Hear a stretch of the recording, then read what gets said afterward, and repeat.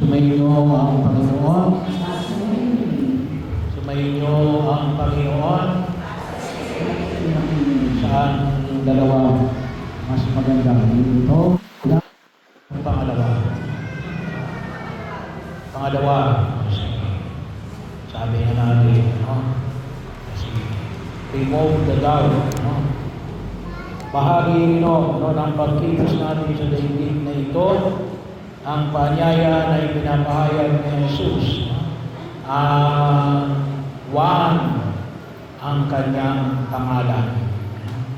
Nang ibig sabihin niya rin, ang Diyos ay mapagpala. Kaya nga tayo magpasalamat at tayo ay nasa huling araw na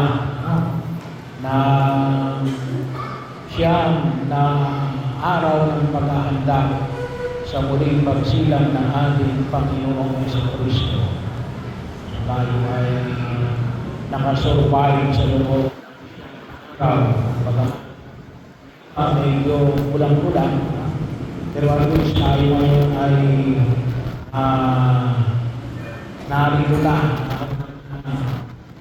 diriwang sa dakila ang pagtugon sa biyaya ng pagliligtas ng Diyos. Pero hindi sa lahat tayo magpasalamat. Bakit? Kasi makita natin katulad ng paanyaya kay Juan na pinagpala ng Diyos. Dalawang puntos. Una, makita natin na ngayon ay tuwang-tuwa si Zacarias, si Elizabeth, at yung mga tao na sa paligid niya sapagkat nagkaroon ng kaganapan yung pangako ng Diyos. Nakita natin na ngayon, kasi tatalunan nila kung ano yung pangalan na ibibigay sa batang ito na nasa gitna nila.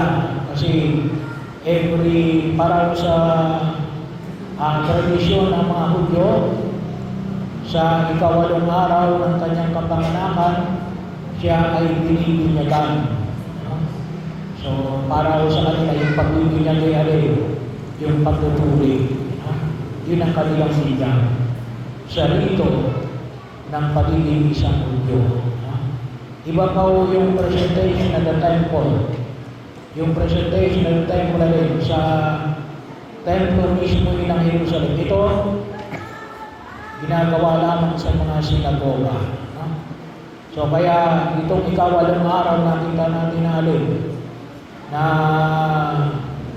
sa pagbibinyag kay Juan Bautista, sabi nga, anong pangalan na ibibigay?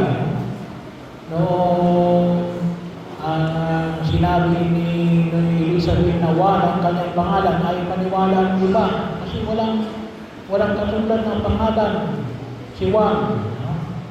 Ang gusto nila isa na Zacarias, kaya tinanong nila si Zacarias, at ayun ang sinulat, Zacarias ang kanyang pangalan. At pagkatapos na nangyari, nabuksan ang kanyang bibig at ang kanyang tainga. Nakapakinig siya at nakapagsasalita. Kaya po, bakit siya nabingit at nagibibig? Kasi nagduda siya. Nagduda siya sa kanyang pakipag-usap kay Anghel Gabriel na siya ay magkakaanak sa gitna ng kanyang katandaan. Kaya po, pagkakataon na hinahamon tayo, iwasan natin yung pagdududa. Pero sabi nga, bahagi ng pagkatao natin yung pagdududa. Pero, ano nga pa niya? Remove the doubt. Kinakailangan natin tiyakin. Kaya nga, sa Ebanghelyo, tinanong mismo si Juan, tinanong mismo si Zacarias kung ano ipangalan sa bata. Kaya kumuha ng masusulatan. At nung sinabing katulad ng binanggit ng kanyang nanay, nagkaroon ng katiyakan. Kaya ang nangyari, nabuksan ang kanyang bibig at ang kanyang tainga. Alam niyo, iwasan natin yung pagdududa. Kung hindi man natin maiwasan yung pagdududa, alisin natin yung pagduda sa paanong pamamaraan. Gumawa tayo ng pamamaraan na maalis yung pagduda. Sa paanong pamamaraan, mag-imbestiga. Itanong natin, tiyakin natin. Hindi yung palaging tayong agam-agam, hindi natin malaman kung ano ba talaga. May mga pamamaraan. Kasi kapag tayo nagdududa, maging yan may sa relasyon, kumisyon masaramdam natin yan sa sa pangangalakal. Kasi bakit involved sa money. Hindi pwedeng nagdududa ka kung ikaw ay mangangalakal. Hindi mo alam kung ikaw ay tutubo o malulugi. Kasi bakit? Yung ikaw ang buhay yung mga nakasalalay. Pero dapat, lahat ng dito ng ating buhay, may pagkakataon natin, gumawa tayo ng paraan na magkaroon tayo ng katiyakan. So, sabi nga, sa paanong pamaraan, hindi magdasal, at din mag-imbestiga, mag-aral. Ang dami ngayon pwede natin kunan ng informasyon. May AI na ngayon. Marami na tayong pwedeng pagtanungan. Hindi kaya yung mga eksperto sa larangan ng pagkilos. Kaya kung minsan marami ang nalulungkot. Financially, emotionally, socially. Bakit? Walang katiyakan. Hindi pwede isang palaran mo lang.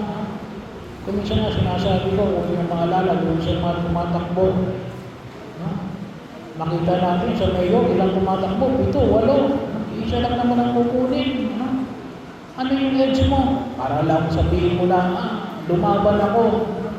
Hindi, kaya ka lumaban kasi may chance ka. Kung malayo sa katotohanan ng chance mo, paano mo sisirain ang ulo mo? Yan ay parang